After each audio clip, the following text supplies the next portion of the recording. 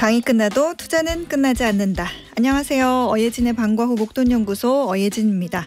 8월 27일 수요일 우리 시장 보합 마감했습니다. 코스피는 0.25% 오른 3,180선에서 거래를 마감했는데요.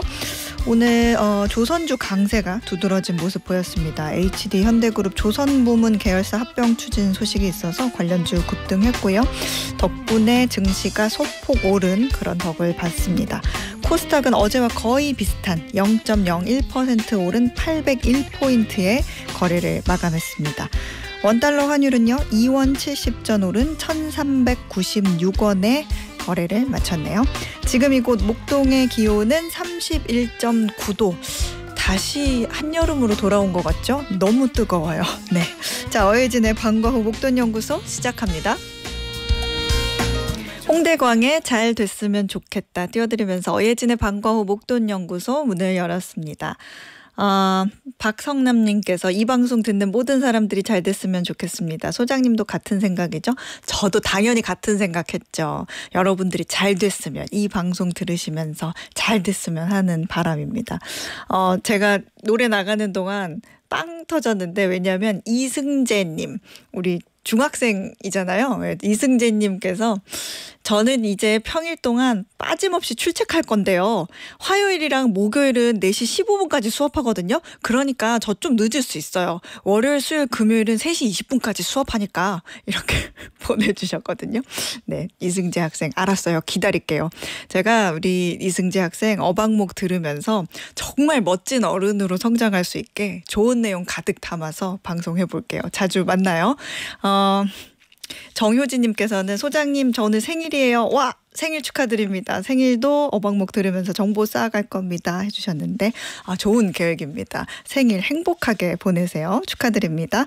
월요일부터 금요일까지 오후 4시에 문 여는 SBS 라디오 어예진의 방과 후 목돈연구소입니다. 무료로 SBS 라디오 들을 수 있는 어플 고릴라 그리고 유튜브 채널 시교라로 함께 하실 수 있습니다.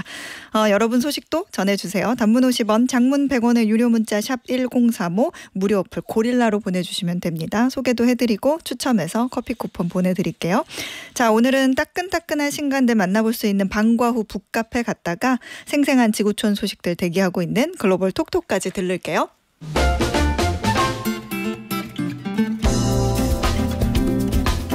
자, 어예진이 직접 고른 꼭 알아야 할 뉴스 어뉴스 오늘도 배달 왔습니다.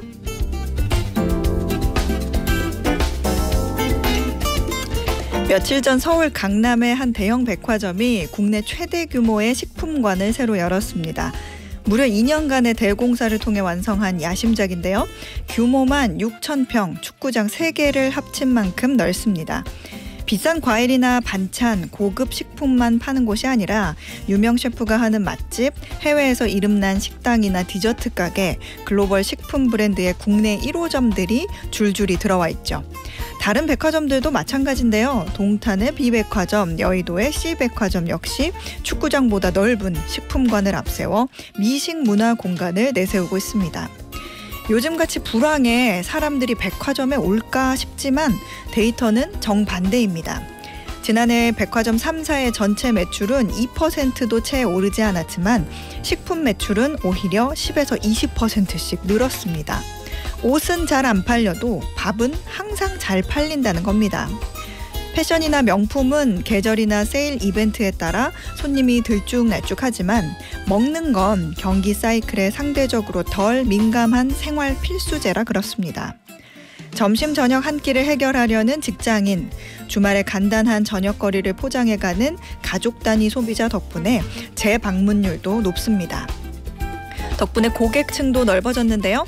SNS에 공유할 만한 해외 유명 맛집이나 디저트 팝업도 여니까 젊은 세대도 주기적으로 방문해 놀다 가는 곳으로 여긴다고 합니다.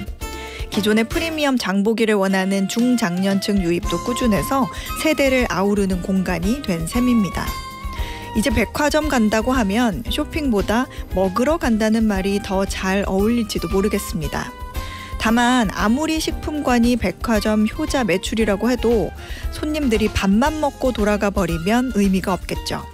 사람들이 지하 식품관에서 자연스럽게 위층으로 발걸음을 옮기게 만드는 고민을 해야 돈 들인 의미가 있을 텐데 그 부분이 아마 백화점들이 가장 큰 숙제가 아닐까 싶습니다. 이상 어뉴스였습니다.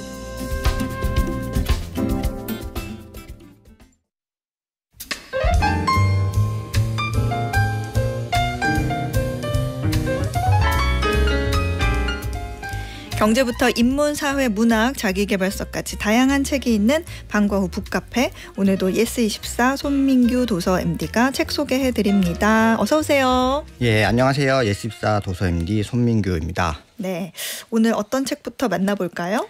예, 오늘은 프랑스 소설가 베르나르 베르베르의 신작 키메라의 땅부터 만나보겠습니다. 네. 이제 베르나르 베르베르라는 작가가 굉장히 한국에 많이 알려진 작가인데요. 그러니까요. 예, 신작도 발표하자마자 종합 베스트셀러 8위에 올라와 있고요. 소설 분야는 2위입니다. 아마 소설에 관심이 없더라도 한 번쯤 들어보셨을 텐데요. 네. 예, 처음 발표한 작품이 1991년에 개미였고요. 맞아요. 예, 우리나라에도 93년에 번역됐습니다. 저도 기억해보면 초등학교 때 서점에 가면 늘 베스트셀러 코너에는 베르나르 베르베르의 작품이 있었죠. 네. 이번에 키메라의 땅을 발표하면서 출판사에서 자료를 공개했는데요. 지금까지 누적 3천만 부 이상이나 판매된 작가다. 와. 이렇게 소개를 하고 있고요. 더 대단한 게 이 3천만 부 중에 대한민국의 지분이 절반 정도라고 합니다. 와, 절반 정도. 그래서 베르베르도 이런 사실을 잘 알고 있고요. 작품에도 한국 관련한 요소를 꼭 집어 넣어줍니다. 일종의 이제 팬 서비스이죠. 그리고 또 신작 낼 때마다 한국을 찾고 있는데요. 올해도 이제 찾았더라고요. 맞아요. 그 키메라의 땅 출간 이후에 베르나르 베르베르가 한국 찾았더라고요. 예. 지난 8월 20일 서울 한 호텔에서 기자간담회를 진행했고요. 네. 여기서 어떤 얘기를 했냐면 우리는 이미 3차 세계대전을 벌이고 있는 중이다. 이제 무기 군사비에 엄청난 돈을 쓰고 있지 않느냐라고 얘기를 했는데요. 네. 베르베르가 갑자기 뭐 평화운동가로 바뀐 건 아니고요. 이번 그 작품의 주제가 바로 3차 세계대전입니다. 예, 제목이 이제 키메라인데요. 네. 키메라는 그리스 신화에 나오는 그 약간 괴물 같은 존재죠. 사자, 뱀, 염소 이 동물들이 하나의 동물이 된 게 이제 바로 키메라인데 네. 이번 소설에서는 그 키메라가 괴물이 아니라 우리 인류의 미래라고 얘기를 하면서 시작합니다. 첫 문장도 좀 강렬한 문장인데요. 네. 예, 이렇습니다. 이 이야기는 당신이 이 책을 펼치고 읽기 시작하는 순간으로부터 정확히 5년 후에 일어난다. 라고 얘기를 하고 있습니다. 어머나 네. 무섭게 그 5년 뒤면은 2030년이잖아요. 그렇죠. 2030년에 이제 베르베르에 의하면 3차 세계대전이 이제 벌어진다는 얘기를 하고 있고요. 네. 주인공이 생명공학자 알리스 카메러입니다. 이 사람은 늘 인류의 파국을 걱정합니다. 이제 기후 위기가 있을 수도 있고 3차 세계대전이 있을 수도 있는데 네. 이제 이때 어떤 상황이 오더라도 인간이 멸종하면 안 된다라고 얘기를 해서 인류라는 종을 좀 다양화해 보려고 시도합니다. 그렇군요. 어떤 식으로요? 그 생명공학자니까요. 네. 이제 섞어보는 거죠. 인간과 다른 동물을 교배합니다. 이제 배아복제를 하는데요. 그래서 3가지 종을 만듭니다. 이제 돌고래와 섞어서 이제 물에서도 살 수 있는 노틱이라는 종족이 나오고요. 인간을. 예, 이때부터 약간 좀 SF로 변하죠. 네. 예, 두더지랑 섞어서 땅속을 파고들고 땅에서 살 수 있는 이제 디거라는 종족이 나오고요. 또 마지막으로는 박쥐와 이제 섞어버립니다. 박쥐랑 섞었으니까 이제 날 수 있겠죠. 예, 에어리얼이라는 이 3가지 종족이 나오는데요. 처음에는 이 사실이 알려지니까 프랑스 사회도 발칵 뒤집히면서 안 된다라고 얘기를 합니다. 그러면서 막 테러까지 벌어지는데요. 공식적으로는 연구를 중단하고 비밀리에 우주 정거장에 가가지고 이제 우주 공간에서 연구를 진행하거든요. 네. 굉장히 좀 재밌는 전개죠. 카메라가 이 우주 정거장에서 연구를 하는데 그때 지구에서 3차 세계대전이 벌어지는 거죠. 책 내용이죠. 네네, 지금. 책 내용이죠. 그래서 이스라엘과 이란이 또 싸우고 네. 그렇다 보니 이제 이란과 동맹국인 북한이 또 이제 대한민국 얘기가 등장합니다. 북한이 또 대한민국에 핵을 쏘고 예, 또 그런 마지막에는 이제 제일 강한 나라들끼리 또 네. 싸우죠. 미국이랑 뭐 러시아, 중국 이렇게 싸우는데요. 또 요즘 AI 시대니까 네. 픽진성이라는 거, 그럴 듯함을 이제 집어넣습니다. 이게 말이 되는 네. 얘기냐, 개연성이 있냐. 그렇죠. 예. 그래서 이 과정에서 AI가 판단을 하는 거죠. 몇 가지 변수가 있으면 쏘게 이제 만드는 그런 장치 때문에 계속 핵을 쏘게 되는 이야기이고요. 네. 그래서 카메라가 그 혼종 3가지를 섞어서 들어옵니다. 그래서 지구로 돌아와서 인류를 회생하려고 하는데 문제가 계속 이제 생기는 거죠. 뭐 살아남은 현생 인류도 있거든요. 네. 이들과 이제 갈등을 이제 계속 벌이고 또 세 가지 혼종 사이에서도 사람들이 많아질수록 계속 싸우고 전쟁까지 일으키고 그런 얘기를 썼습니다. 이거는 분량이 긴가요, 책이? 원래 두꺼워요? 베르베르 소설이 막 3권짜리 뭐 이렇게도 있는데 네. 이번에는 2권짜리이고요. 각 권이 한 300쪽이라서 베르베르 소설치고는 짧은 편입니다. 한 4시간, 5시간이면 다 볼 수 있는 작품입니다. 저는 그 베르나르 베르베르 이름으로 나온 책 중에 상상력 사전이라고 있어요. 네. 근데 이건 소설 이런 건 아니고 어린 시절부터 이 사람이 그날 생각한 것들, 상상해 본 것들, 뭐 알게 된 과학적 지식을 그냥 습작처럼 노트에 다 적은 거를 모아놓은 건데 그 책을 읽으면서 야, 이 사람 정말 상상력의 생각의 폭이 어마어마하구나 했는데 지금 이렇게 쭉 그 요약해 주신 책의 내용을 들으니까 아, 정말 그때 읽었던 그 상상력 사전의 내용이 이제 다시 복기가 되면서 그래, 이 사람이 이렇게 생각의 폭이 넓은 사람이었지, 그런 생각이 들면서 저도 잠시 잊고 지내다가 라디오 준비해야 되니까 읽으니까 진짜 재밌더라고요. 다시 읽어도 재밌는 작가입니다. 그러네요. 이번 신작 기대가 됩니다. 다음 책은 어떤 책인가요? 키메라의 땅이 그 전쟁을 다룬 허구라면 전쟁을 좀 있는 그대로 보고자 한 사회과학 책 들고 왔습니다. 우리는 왜 싸우는가라는 책이고요. 크리스토퍼 블랙먼 교수가 쓴 책입니다. 이 저자가 주 관심사가 갈등이랑 폭력인데요. 그 베르베르 소설 키메라의 땅에는 인간이 계속 싸우는 존재로 묘사가 되죠. 내 집단과 외집단을 구분하고 외집단을 향해서 계속 적개심을 드러내는 그런 존재가 바로 인간인데요. 생각해보면 맞는 것 같기도 하죠. 20세기만 해도 큰 전쟁이 2번 벌어졌고 사실 한반도에서도 또 큰 전쟁이 있었죠. 그런데 크리스토퍼 블랙먼은 그렇지 않다라고 얘기를 합니다. 인류사에서 전쟁의 역사라는 게 관점이 명백히 잘못됐고 한 가지 비유를 드는데요. 이 비유가 좀 유명해서 아마 한 번쯤은 들어보셨을 것 같습니다. 이제 생존자 편향이라는 개념이거든요. 생존자 편향. 그러니까 보이는 것만 보고 판단하는 뭐 그런 거였나요? 그렇죠. 그 성공한 사례만 집중해서 이제 전체 그림을 못 본다는 개념입니다. 이제 대표적인 예로 등장하는 게 전쟁 얘기인데요. 2차 세계 대전 중에서 미 공군이 공군력을 강화하기 위해서 생존에 성공한 공군 폭격기를 조사합니다. 조사하면서 총탄 자국이 어느 부분이 많냐? 그러면 이 자국이 많으니까 여기를 보강하면 되겠다라고 해서 보강을 하죠. 그렇게 해서 날개라든지 뭐 몸통 부분에 이제 보강을 했는데 장갑을 더 했음에도 공군의 생존율이 더 높아지지 않는 거죠. 이때 수학자 아브라함 월드가 의견을 냅니다. 잘못 생각했다. 귀환에 성공한 폭격기는 치명적인 부분을 공격받지 않았기 때문에 살아나는 거다. 죽은 공격기를 봐야 된다. 죽은 공격기를 생각해 보니까 거기가 엔진 같은 부분을 맞거나 조종실 같은 부분을 맞았던 거죠. 진짜 원인은 거기에 있었던 거죠. 근데 우리는 왜 싸우는가에서도 문제의식이 그겁니다. 전쟁이라는 사건이 워낙 이제 드러나는 사건이다 보니 전쟁에만 집중하면 인류가 계속 싸우고 있었다 이렇게 평가할 수 있지만 드러나지 않는 부분을 얘기를 해야 된다고 얘기를 하고 있는 거죠. 그러니까 그 말은 우리가 크게 전체를 안 봐서 그렇지 알고 보면 인류사는 전쟁의 역사가 아니다. 뭔가 인간이라는 종이 굳이 이렇게 전쟁을 벌이려고 했던 게 아니다. 이런 뜻이에요? 저도 생각해 보니까 이 책에서 보면 우리가 한국사를 공부할 때도 한국사는 끊임없는 외침에 시달렸다라고 얘기를 하지만 생각해 보면 6.25 전쟁이 있었고 병자호란, 임진왜란, 거란과 전쟁 이 정도가 2, 3천 역사에서 큰 전쟁이었죠. 대부분은 약간 좀 그보다 작은 규모의 다툼이었는데요. 전반적으로는 이제 인류사에서 평화의 시절이 계속되고 또 약간 느슨한 긴장 상태가 계속되는데요. 이유는 좀 간단합니다. 전쟁이 일으킨 당사자도 그렇지만 피해자도 엄청난 피해를 입고 서로 득될 게 없거든요. 그렇죠. 근데 그러면 지금 이제 이스라엘을 중심으로 벌어지고 있는 전쟁이나 우크라이나 러시아 전쟁 이런 거는 책에서 어떻게 해석을 해요? 부정할 수 없는 사실이긴 한데 이것은 예외 상태다라고 얘기를 하고 있고요. 그래서 이 예외 상황이 어떻게 벌어지는지를 알아야지 전쟁을 막을 수 있다라고 얘기를 합니다. 이제 우리는 왜 싸우는가가 다른 전쟁서와는 좀 다른 점이 이 저자가 국가 대 국가 간의 전쟁에도 관심이 있지만 그 미국의 갱단들의 전쟁에도 관심이 많습니다. 뒷골목에서 어떻게 싸움을 벌어지는지에 네. 대한 그런 암투도 실감나게 묘사하고 있는데요. 이 부분도 갱단 사이에서는 싸우지 않습니다. 느슨한 긴장이 계속되는데 우연히 이제 그 유혈 사태로 번지는 계기가 있는데요. 네. 그때 이렇게 대부분은 전개가 된다고 해요. 네. 뭐 술자리에서 하급 조직원들끼리 다툼이 있었는데 한 명이 다쳤다라고 하면은 이제 그 리더에게 가는 거죠. 우리 조직원이 다쳤으니까 누가 네. 우리 애를 건드렸냐 이렇게. 네, 가만히 있으면 쟤들이 더 우리를 무시할 거다 이렇게 부추기는 거예요. 계속 부추기는 겁니다.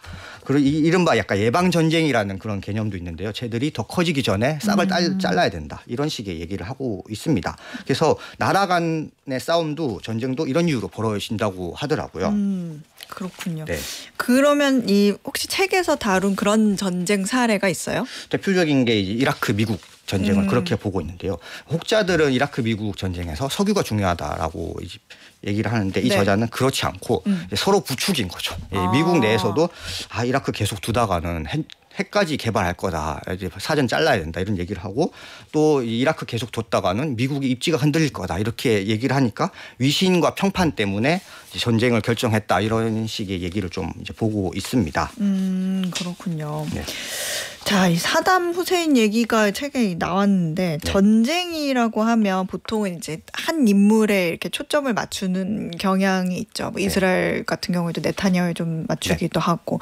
근데 보통 뭐 2차 세계 대전에는 뭐 히틀러 이런 식으로 나오잖아요. 네, 결국은 그 정치 얘기까지 이어지는데요. 사담 후세인도 그렇고 뭐 히틀러도 그렇고 그 지배 체제가 이제 민주적인 지배 체제가 아니라 권위주의 체제가 확실히 전쟁으로 갈 가능성이 높다고는 얘기를 하고 있습니다. 네. 그래서 전쟁을 예방하기 위해서는 또 그 정치뿐만 아니라 공감이라는 개념도 굉장히 중요하게 이제 여기고 있는데요. 네. 예, 이 부분은 뭐 그 전쟁만이 전쟁이 국가 간의 전쟁이 아니라 사람 대 사람으로도 계속 벌어지는 거잖아요. 예. 그렇죠.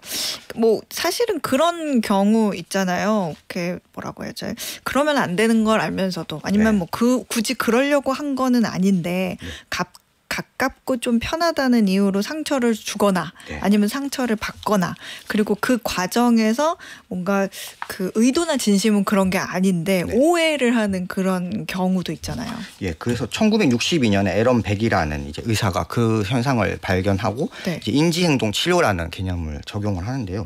오히려 가까운 사이일수록 이제 먼 사이가 아니라 가까운 사이일수록 서로의 의도를 잘못 해석한다는 거죠. 배우자 간에 이제 부부 간에 얘기가 뭐 흔하게 벌어지는 상황인데요. 내가 집에 와서 삶이 너무 힘들어 이렇게 얘기를 했는데 원하는 반응은 그겁니다. 같이 공감해주고 그러길 원하는데 힘들지 뭐 이건데 배우자가 자신을 향한 공격으로 보고 나도 힘들어. 나도 결혼생활 힘들어. 나도 너보다 좋은 사람 만날 수 있어서 이렇게 받아치면 바로 싸우는 그렇죠. 바로 전쟁이죠. 네. 근데 나라 간 나라도 생각을 해보면 가까운 나라끼리 사이가 안 좋아요. 그래서 인지행동 치료가 필요하다.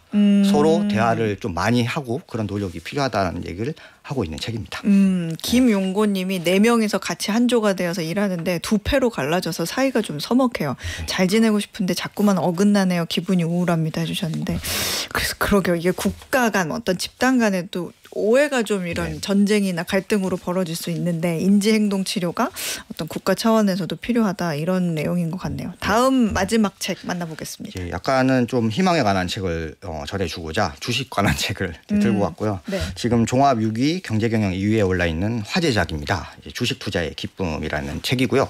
이 책의 표지를 보면은 그 어느 할아버지가 이제 컴퓨터 2대를 놓고 계속 트레이딩을 하고 있습니다. 근데 표정이 굉장히 즐거워 보이는 거고요. 이 책의 부제가 89세 현역 트레이더 시계로 할아버지의 흔들리지 않는 투자 철학이라는 책입니다. 이 책이 한국에 번역된 게 최근의 일인데요. 이미 작년, 재작년에 걸쳐서 이제 외신으로도 좀 소개가 된 할아버지입니다. 무엇보다 대단한 게 89세인데 장기 투자자도 아니고 트레이더. 그러니까 매일매일 계속 사고팔고를 반복하는 사람이고요. 그리고 이렇게 해서 지금 180억 정도를 갖고 있는 사람입니다. 그렇군요. 책 표지 보면 일본 워런 버핏이라는 표현이 있는데 후지모토 시게루는 어떤 사람이에요? 시게루 할아버지도 그 얘기를 듣고 내가 그 정도 부자는 아닙니다라고 이제 겸손해 하시는데요. 일본 언론에서 그렇게 붙인 것이고 버핏과 같은 점 정도는 고령이면서 여전히 투자를 좋아한다는 점이 이제 공통점이고요. 다른 점은 대부분 다 다릅니다. 시게루 할아버지가 이제 옛날에 일본이 그 시대가 그랬듯 가난한 집안에서 태어나서 정규 교육 과정이 길지 않았어요. 그런데 네. 몇 가지 좋은 그 장사 수완으로 돈을 벌고 이제 그 돈을 불려서 주식을 했는데 바로 버블이 이제 붕괴가 되죠. 그래서 그때 말로는 100억 원에서 20억 원으로 자산이 줄어듭니다. 그렇군요. 이때 좌절한 게 아니라 아직도 20억이나 남았잖아 이러면서 계속 즐겁게 살고 있거든요. 그리고 주식 쪽은 약간 떠나 있다가 컴퓨터로 주식 매매를 할 수 있는 시대가 돼서 재미를 붙이는데요. 그때가 무려 2002년 66세 때부터 컴퓨터를 66세 활용한 트레이더로 이제 활약하기 시작합니다. 그 시게루 할아버지 어떤 투자 철학, 투자 성공한 비결 이런 게 담겨 있죠. 네네. 투자 방식이 단기 매매죠. 트레이더니까요. 그리고 종목 수가 상당히 많습니다. 80종목 정도를 80종목을 계속 들여다보고 있더라고요. 네. 매매하는 데는 매월 60억 정도를 들이고 있고요. 네. 주 투자 종목은 스몰캡 그러니까 변동성이 큰 소형주 위주로 투자하고 있습니다. 사실 직장인들이 이런 방식으로 하기는 쉽지 않은데요. 하루 안에 승부를 계속 봐야 하고 종목 수가 80종목이나 넘어가니까 어려운데요. 네. 근데 종목 선정 방법 자체는 그렇게 이제 특별한 내용은 아니고요. 기본을 알려주고 있습니다. 싸면 사고 비싸면 판다는 게 기본입니다. 네. 싸다 비싸다를 판단하는 기준은 고전적인 지표 보더라고요. PER 15 이하, PBR 1 이하인 종목 위주로 이제 사고 있고요. 네. 또 요즘 RSI라고 상대 강도 지수 많이 보잖아요. 네. 이제 RSI 30 이하 매수, 70 이상은 매도로 이제 대응한다고 하는데요. 우리나라 시장은 살짝 다를 수도 있죠. 이 수치에 꼭 집착할 필요는 없지만요. 네. 89세 할아버지가 할 수 있다는 장점이 있는 책이라고 할 수 있습니다. 그렇군요. 다른 정보 같은 거 있어요? 투자의 기본 정보라든지 시게루 할아버지가 좀 다른 생활 습관이라든지. 생활 습관이 좀 인상적인데요. 네. 밤 8시에 자서요. 네. 새벽 2시에 일어납니다. 이 루틴을 해외 계속 주식 하시나? 예.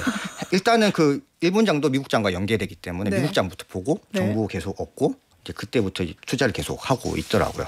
그리고 또 한 가지는 주식 투자의 장점이 두뇌 활동을 할 수 있기 때문에 치매 예방에 좋다고 이제 얘기를 하십니다. 그렇군요. 네. 그러게요. 이게 지금 책에도 그런 전문가 말 듣지 말아라 이런 조언도 있다고 하던데 네. 그 얘기도 조금 해주세요. 그 얘기도 재밌는 게 자기가 경제 뉴스를 보든지 경제 방송을 보면서 그냥 저런 전문가들은 가끔씩 맞는 말도 하네라고 넘기라고 하는 거예요. 그 이유가 쟤들이 나보다 돈 잘 벌면 굳이 저 얼마 안 되는 방송 출연료 때문에 나올 이유가 없다 이런 얘기를 하는 거죠. 그래서 자신의 스타일을 믿어라 이제 이런 가르침을 주고 있습니다. 틀린 말도 아니네요. 네. 주식 투자의 기쁨이었고요. 그 전에 우리는 왜 싸우는가 그리고 키메라의 땅까지 손민규 도서 MD의 소개로 만나봤습니다. 고맙습니다. 감사합니다. 네, 저희는 2교시로 돌아올게요. 매주 월요일부터 금요일 오후 4시부터 5시까지 경제에 관한 상식, 지식, 투자 노하우 충전하는 시간입니다. SBS 라디오 어예진의 방과후 목돈연구소와 함께하고 계십니다. 이준범님께서 부장님이 일을 일찍 주시지 이제야 일을 줘서 야근해야 될 것 같아요. 정말 짜증나서 한마디 하고 싶었지만 한숨 내리시고 참았어요. 잘했죠? 욱할 수 있어요. 그럴 수 있어. 근데 이거를 굳이 좋게 생각해보자면 굳이 이제 위로를 드리자면 부장님이 깜빡하고 있었던 거죠. 깜빡하고 있었는데 이거 이렇게 뒤늦게 이거를 수습할 수 있는 사람이 누굴까 생각했더니 이준범님밖에 없었던 거지. 이거를 뒤늦게 줘도 할 수 있는 사람은 이준범님밖에 없었던 거예요. 그러니까 나밖에 없네. 이거 내가 해줘야지 어쩌겠어. 이런 마음으로 한번 해보자고요. 네, 화이팅. 김미숙님께서는 반갑습니다. 한 주의 중간 수요일 가장 힘든 날입니다. 화이팅. 이렇게 보내주셨는데 그러게요. 이제 수요일을 이렇게 잘 넘기면 목요일이 되면 금요일이 있어. 금요일이 되면 주말이 있어가 되잖아요. 근데 저는 사실은 수요일은 예전에는 저도 조금 고비다 이랬는데 수요일은 든든한 패널들이 나오니까 또 이번 시간에는 또 우리 동기가 나와가지고 이 코너는 그냥 훌훌 그냥 쑥쑥쑥 지나가요. 그래서 수요일 같은 경우에 저는 좀 든든하다 보니까 쏙 지나가는데 김미숙님께서도 어박목이 있으니까 그래도 쑥쑥쑥 지나가지. 한 1시간은 뭐 껌이지 이렇게 생각하시면 어떨까 그런 생각이 듭니다. 자, 마선영님까지 소개를 해드릴게요. 실업자 된 지 좀 됐어요. 그동안 외출도 안 하고 집에만 있었는데 이러다가 완전 은둔 생활 할 것 같아서 슬슬 밖으로 나가야겠어요. 그래요.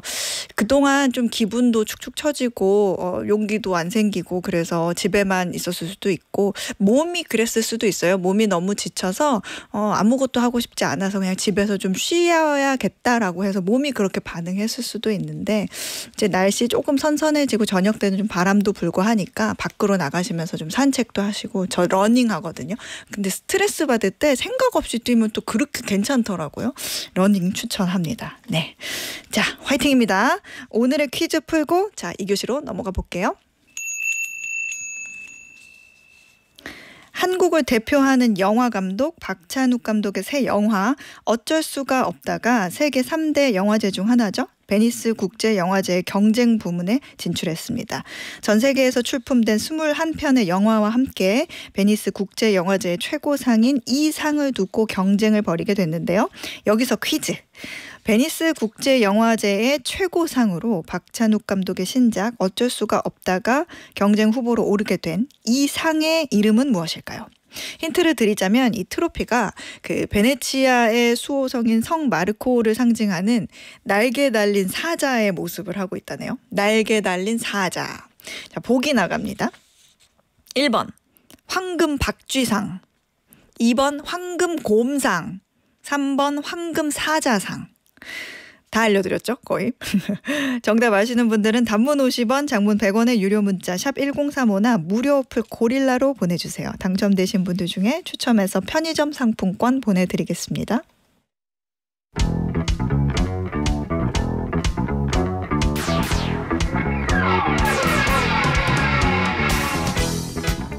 지구촌 방방곡곡을 주민에 자세히 들여다보는 글로벌 톡톡. 오늘도 한국경제TV 신인규 기자가 안내해드려요. 어서 오세요. 안녕하세요. 네, 든든한 동기. 네. 뚱뚱한 동기. 오늘 우리 어디부터 떠나볼까요? 네, 오늘은 프랑스부터 가보겠습니다. 프랑스 정부가 공휴일을 줄이려고 해서 프랑스 국민들이 화가 단단히 났습니다. 그냥 화만 내는 게 아니라 아무래도 프랑스 총리가 이 일 때문에 총리직에서 내려와야 될 것 같다. 그리고 대통령까지 탄핵될 수 있다는 얘기까지 나오고 있습니다. 그렇군요. 사실 우리는 뭐 어떻게든 연휴를 좀 만들어가지고 이제 소비 진작 좀 해보려고 정부가 월금 중에 이제 공휴일을 이렇게 옮겨보자. 요일제 공휴일 고민하고 있는데 정반대네요. 맞습니다. 이 없애려는 공휴일이 어떤 날이에요?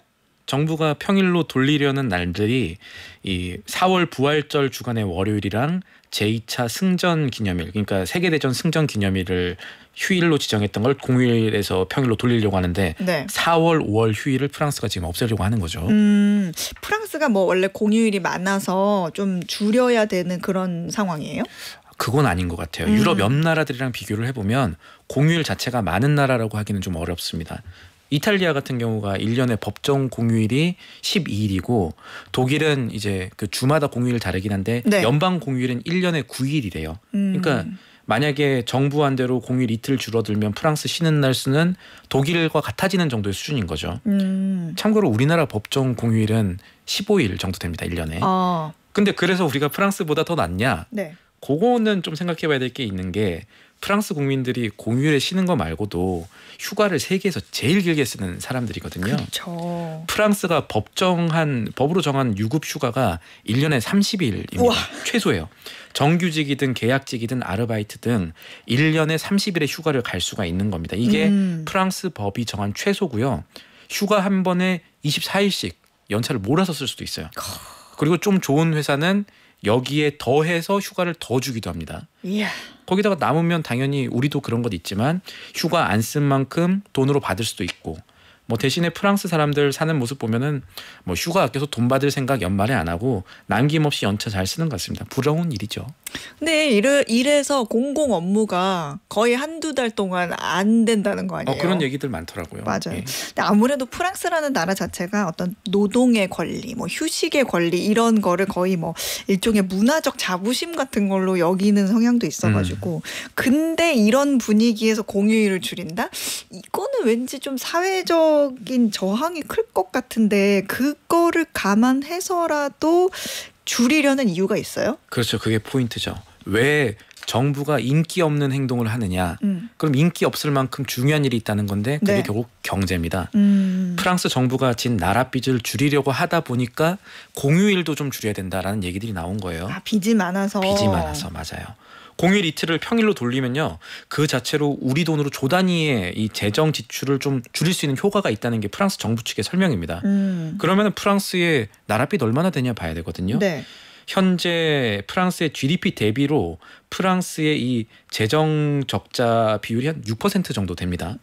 유럽 연합들이 지켜야 되는 기준이 있는데 네. 이게 GDP 대비 재정 적자 비중이 3%예요. 그러니까 예를 들어서 우리가 시속 60km를 지켜야 되는데 프랑스는 한 100 밟고 있는 거다 이렇게 아하. 보시면 되죠. 비제 규모에서는 속도 위반을 하고 있는 상황이다 이렇게 보시면 되는데 네. 그래서 이 재정 적자를 줄이려고 당연히 공휴일만 뭐 없애려고 하지는 않았겠죠. 뭐 내년 예산에 국방 부문을 뺀 모든 부분에서 지출 더 안 늘리겠다 이렇게 선언도 했고요. 이 잠시 부연 설명하자면 어느 나라나 국방비 많이 나가는데 왜 이거는 동결하지 못하느냐. 자 지금 프랑스는 유럽연합에 속한 국가예요. 네. EU죠. EU랑 미국이 관세협정 맺었잖아요. 네네. 근데 관세협정을 할 때 이 EU 국가들의 관세율이 상당히 다른 나라 대비 낮잖아요. 그 이유는 미국의 EU에 원했던 거를 들어줬기 때문이에요. EU가. 그렇죠. 국방비를 늘리겠다. 그래서 프랑스는 아마 2027년까지 우리 돈으로 국방비만 100조 원 써야 됩니다.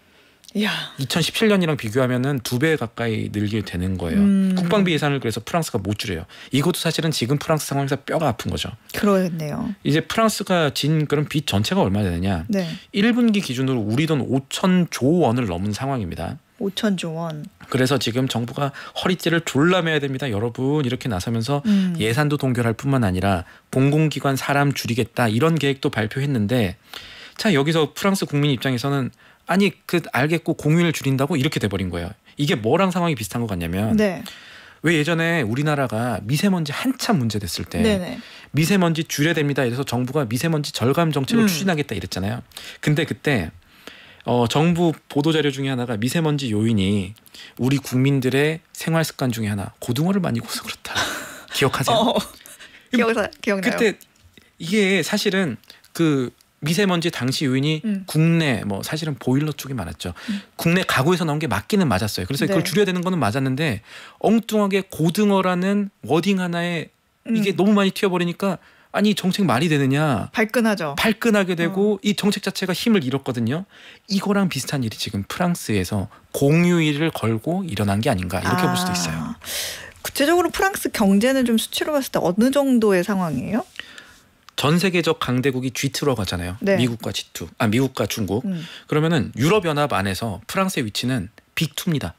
이 독일이랑 프랑스 그렇죠. 두 나라인데 프랑스의 경제 성장률이 최근 3년간 계속해서 뒷걸음질을 쳐왔어요. 쭉 떨어졌어요. 2022년에는 경제 성장률 2.5%, 2023년 0.7%, 급기야 지난해에는 마이너스 0.1%. 경제가 뒷걸음질 쳤는데 자, 특히 지난해가 뼈아픈 건데 뭐냐면은 지난해 유로존의 평균 경제 성장률이 0.7%였습니다. 네. 그런데 이 유럽 내 빅2라는 프랑스는 뒷걸음질을 쳐버렸으니까 아, 우리가 좀 바뀌어야겠구나. 이런 생각들이 정부 안에서 크게 커진 거죠.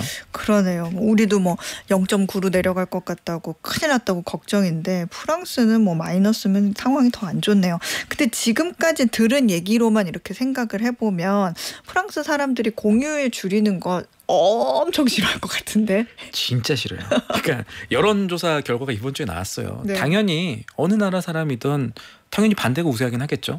그래도 51대 49 정도. 뭐 조사 결과가 그 정도로 나오면 뭐 국민들이 좀 싫어하더라도 정부가 강행을 할 수가 있을 것 같은데 상황이 네. 워낙 안 좋으니까. 근데 반대 여론이 말씀하신 대로 정부가 예상한 것보다 훨씬 높게 나온 것 같아요. 얼마나 높았을까? 이거는 청취자분들한테도 그렇고 어수장님께도 퀴즈 느낌으로 질문을 드릴게요. 네. 자, 나라가 하려는 프랑스가 하려는 공휴일 폐지에 프랑스 국민들이 얼마나 반대했을까요? 1번 60% 정도, 2번 70% 정도, 3번 80% 이상. 뭐 정답 몇 번일까요? 제가 맞춘다고 뭐 선물을 드릴 순 없지만 커피 싸요? 몇 번? 뭐 질문 의도가 그거지 뭐 엄청 싫어한다 그랬으니까 80% 이상이지 뭐. 역시. 이거 너무 쉽게 냈네. 신 기자, 또 어려운 거 좀 내봐요. 알겠어요. 다음 기대해요. 알겠어요. 맞아요. 80% 이상으로 나왔습니다. 응답자의 84%가 공휴일 폐지에 반대를 했고요. 네. 아까 정부가 평일로 되돌리려는 공휴일이 4월 하나, 5월 하나 이렇게 이틀이라고 네, 했잖아요. 네.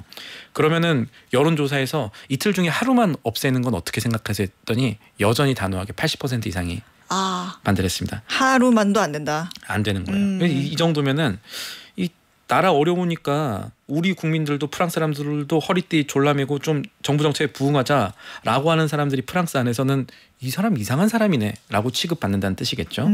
그리고 응답자의 80%가 이번 조치는 사실상의 증세다. 뭐 이렇게 보고 있고, 예, 그렇죠. 뭐 3분의 2 정도는 아니 내가 더 많이 일하는 거랑 국가 재정이 나아지는 거랑 뭔 연관성이 있는 거야? 경제 효과라는 것 자체를 부인하는 그런 답변도 나왔고, 또 이런 조사를 담당했던 여론조사 기관이 결과 발표를 내놓으면서 어떤 이제 코멘트를 달았냐면 네. 프랑스인들은 공휴일 폐지를 원하지 않는다. 당연히 그렇고 프랑스인들은 유달리 일과 삶의 균형을 중시하는데 이번 조치는 프랑스 국민들한테 폭력적이고 편견에 기반한 행위로 여겨진다. 이렇게 꼬집기도 했습니다. 평일로 되면 일을 해야 되니까 일을 하면 월급을 받을 테고 거기서 또 세금이 나가니까 거의 뭐 사실상 무급 노동이라고 본 거죠. 프랑스 그렇군요. 국민들은. 국민 입장에서는 쉬는 날 없어지는 게 당연히 싫기는 할 텐데 이 프랑스에서 공휴일 없애려고 한 게 이번이 처음이에요? 찾아보니까 그렇진 않았어요. 오. 지난 2003년도에 유럽에서 폭염이 있었습니다. 네. 이때 유럽 전역에서 7만 명 가까이 사망자가 발생했고요. 네. 프랑스에서도 15,000명 가까이 목숨을 잃어서 이 폭염 이후에 당시 프랑스 총리였던 장피에르 라파랭이 이 공휴일 하나를 폐지하고 대신 그날을 연대의 날로 대체합시다. 우리가 추모합시다. 이런 계획을 내놨습니다. 이 조치가 실제로 2005년에 시행이 됐는데 그러니까 네. 공휴일이 없어졌는데 시행되자마자 혼란이 컸습니다. 프랑스 노동자들이 파업하고 시위도 이어졌고요. 결국 이때 공휴일 폐지 결정을 내린 라파랭도 결말이 총리직 사임으로 마무리가 됐어요. 이게 이렇게 또 사임까지 가는 그런 거군요. 이번에도 이거 공휴일 없애자고 공식적으로 제안을 한 게 프랑스와 바이루 프랑스 총리라고 하는데 이 사람도 자기 직을 걸고 줄이려고 한다. 그래서 지금 사회적인 어떤 여파뿐만 아니라 정치계에서도 좀 이슈가 되고 있다. 그런 얘기 있던데. 그렇죠. 실제로 그렇습니다. 이 바이루 프랑스 총리는 지금 공휴일 축소뿐 아니라 재정 적자 줄이는 특단의 조치들을 계속 취해야 되는 이런 상황이 있다면서 이 정부의 신임을 의회에 묻겠다. 우리가 지금 이거 해야 됩니다, 여러분. 이거를 의회에 맡겨서 투표를 9월 8일 날 하겠다고 깜짝 발표를 했는데 네. 자, 정부 신임 투표 제도라는 게 뭐냐면 이게 프랑스 헌법에 근거를 둡니다. 어떤 법안이 좀 통과되기 어려울 것 같잖아요. 근데 통과가 되려면 총리가 어떤 법안을 통과시키기 위해서 정부에 대한 의회 신임을 묻기로 합니다. 이때 의회에서 반대로 내각에 대한 불신임안이 24시간 안에 올라가서 과반수 이상의 표로 통과가 안 되면, 그러니까 내각 불신임을 안 받으면 이 아까 말했던 법안들이 통과가 될 수 있는 거예요. 근데 지금은 아마 내각 불신임안이 바로 올라갈 것 같고 9월 8일에 네. 그렇게 되면은 총리가 물러날 가능성이 좀 높아요. 보여요. 왜냐하면 지금 뭐 긴축 재정이 공휴일 때문에 더 반발을 많이 받았던 이런 상황에서 네. 국민의 대표인 의회 신임을 확보해서 어떤 정책 추진 동력을 얻겠다는 것까지는 정부가 해볼 수가 있는데 이런 배수진의 계산 자체가 지금 완전히 빗나갈 가능성이 높다는 점이에요. 프랑스에는 사실 정치적 좌우가 되게 많이 극명하게 갈리거든요. 네. 이번에 이 의회 신임에 붙이겠다라는 얘기가 나왔을 때 좌쪽도 그렇고 우쪽도 그렇고 둘이 손잡아서 이거 내가 불신임 올립시다. 이렇게 지금 흐름이 가고 있어요. 그러니까 정치적 이념 관계없이 좌우가 손을 잡고 이 현 정부 불신임안을 이제 가결하겠다 이런 상황인 거죠. 적어도 각 진영에서 나온 말들 살펴보면은 그렇습니다. 이게 프랑스 의회 안에 극우 세력으로 인식되는 국민연합의 유명한 사람이죠. 마리 르펜 하원 원내대표가 소셜 미디어에 국민들이 지금 상황을 심각하게 인식했기 때문에 총리의 조치들을 사실상 거부하고 있는 거다. 이렇게 얘기를 하면서 이 상황의 책임자는 우리가 수년간 투쟁해온 체제 정당들이다. 뭐 이렇게 비판을 했고요. 그러면서 내달 8일, 9월 8일에 있을 의회 표결에서 우리는 반대할 거야 라고 분명하게 했고, 그럼 반대편에 있는 당들은 보통은 뭐 우리나라 경우에서도 한쪽이 찬성하면 한쪽이 반대를 하잖아요. 근데 이번에는 반대편에 있는 녹색당 같은 왼쪽의 얘기 어떨까 봤더니 프랑스에도 국자정당이 있습니다. 네. 이 LFI의 장 루이크 멜랑숑 대표가 이 발음이 참 어려운데 이거는 총리 문제뿐만이 아니다. 이거 사실상 대통령 문제다. 뒤에 대통령이 있는 거다. 이렇게 얘기를 하면서 이거 사태의 유일한 해결책은 사실상 마크롱 대통령의 에마뉴엘 마크롱의 퇴진이다 이러면서 한술 더 떴어요. 9월 23일에 대통령 탄핵안 발의하겠다고 얘기를 했습니다. 그러니까 이런 상황만 보면은 사실 정부 여당이 과반수도 아니거든요. 프랑스는 9월 8일에 있을 정부 신임 투표가 이 프랑스 내각 뜻대로 안 될 가능성이 매우 높은 거죠. 공휴일 폐지 문제가 총리 대통령 탄핵까지 이어질 수 있다는 그런 사실이 흥미롭네요. 다음 이슈 한번 빠르게 보죠. 간밤에 외신 보면은 미국 중앙은행 격인 이 연방준비제도 이사 1명이 해임이 되느냐 마느냐 트럼프 대통령이 해임을 했다 뭐 이런 뉴스들이 있었는데 연준 이사 중 한 사람 리사 쿡 이사가 뭐 집을 살 때 뭐 허위로 신고를 해서 주택담보대출 금리를 싸게 받았다. 이거는 위법이다. 예. 연준 이사 자격이 없다. 이런 얘기가 좀 나왔다고 하네요.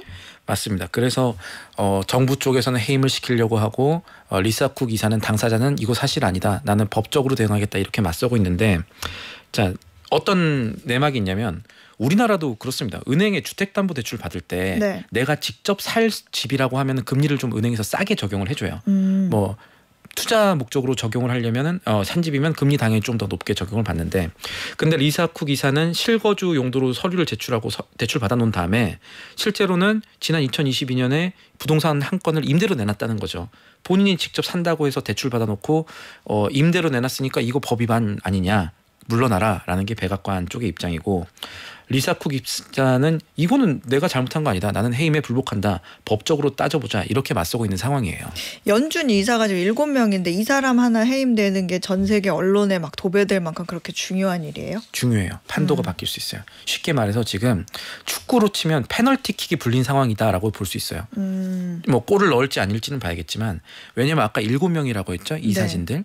근데 현재까지는 4대 3으로 기존 바이든 정부 혹은 미국의 금리 정책이 신중해야 한다는 사람들이 유리한데 이번에 이 리사 쿡 이사는 이 전 바이든 쪽의 사람으로 분류가 되고 이 사람이 물러날 경우에만 트럼프 행정부가 새로운 사람 한 명을 임명할 가능성이 할 수가 있어요. 그리고 그 사람은 금리를 좀 낮춘다든지 적어도 백악관 말을 잘 듣는 사람으로 그러겠네요. 트럼프 대통령이 넣으려고 하겠죠. 그렇기 때문에 이 문제는 결국 미국의 경제 정책 방향이 얼마나 더 금리 인하 쪽으로 갈 수 있느냐 혹은 또 하나는 사실은 연준의 독립성이 좀 훼손되는 것 아니냐라는 걱정까지도 시장에 나올 수 있는 주제가 됩니다. 그러네요. 그렇게 생각하면 굉장히 큰 문제인 게 연준의 독립성이 훼손이 되면 앞으로 모든 물가 안정 정책은 연준의 어떤 그런 물가만 보고 하는 게 아니라 정치적 이익에 따라 움직일 수 있겠구나. 그러면 당장의 단기적인 금리는 내려갈 수 있어도 장기 금리는 시장에서 정하는 거니까 야 이거 앞으로 인플레가 더 커질 수 있겠는데 앞으로 정치적 영향으로 이거 미국이 좀 신뢰도를 잃겠는데 하면서 장기 금리가 또 올라갈 수 있으니까 이런 부분에서는 좀 투자자들 사이에서 불신, 신뢰 무너지고 인플레가 오히려 확대될 수 있는 그런 요인이 될 수 있어서 굉장히 생각보다 큰 이슈긴 하겠네요. 예전에 한 3년 전쯤에 튀르키예에서 똑같은 사례가 있었어요. 에르도안 대통령이 자기 말 안 듣는 중앙은행 총재 다 해임하고 있다가 결국에 인플레가 40%인데 금리 내리라고. 그래서 튀르키예 중앙은행 별명 생겼잖아요. 뭐예요? 에르도안의 사금고. 맞아요. 그런 일이 일어나면 사실은 경제 쪽에서는 안 되죠. 그러니까요. 그래서 결국에는 물가 상승률 85%까지 갔다가 결국에는 경제 원리대로 말 들었던 그런 사례가 있기는 했었습니다. 네, 지금까지 한국경제TV 신인규 기자였습니다. 고맙습니다. 고맙습니다. 네, 오늘 퀴즈는 이번에 박찬욱 감독의 새 영화 어쩔 수 없다가 경쟁 부문에 이름을 올린 영화제죠. 베니스 국제영화제의 최고상 이름을 맞히는 거였는데요. 정답은 3번 황금사자상이었습니다. 오늘부터 편의점 상품권 받으실 분은요. 3분으로 늘어났습니다. 편의점 상품권 받으실 3분은요. 9827님 그리고 5479님 그리고 집에 사자보다 더 무서운 아내가 버티고 있네요 라고 보내주신 장정도님까지 이렇게 3분께 편의점 상품권 보내드리겠습니다. 자, 어혜진의 반가워 목돈연구소 오늘 끝곡은요. 신승훈의 처음 그 느낌처럼 띄워드리면서 마무리하겠습니다. 저는 내일 오후 4시에 다시 찾아오겠습니다. 고맙습니다.